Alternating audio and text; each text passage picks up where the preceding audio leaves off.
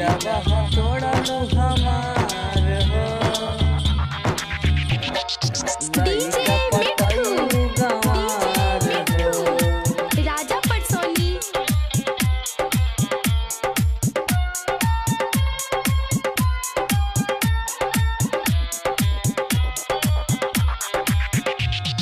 दिलवा तोड़ा लो हमार हो लइका पटैलू गंवार हो लइका पटैलू गंवार हो।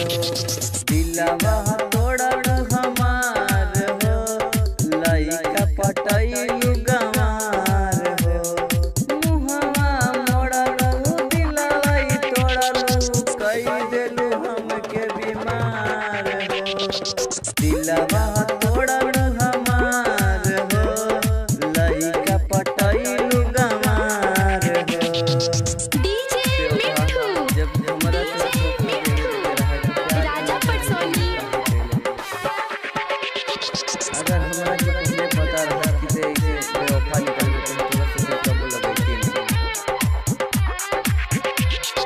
हमरा से भइल रहे कामन गलती छोड़ के चल गइल हमरा के सोई।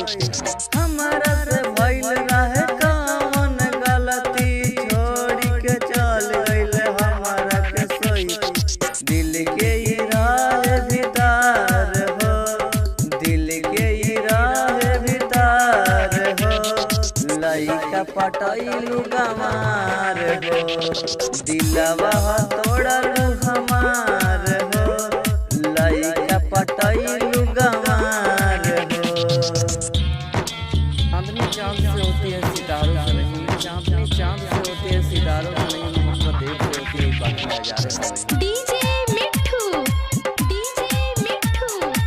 राजा जब मिलता है पटसोनी। प्यार में धोखा तो जिंदगी में उदासी छा गई। सोचता था छोड़ दे मुस्कुरा कर मोहल्ले में आज बेहतरी आ गया।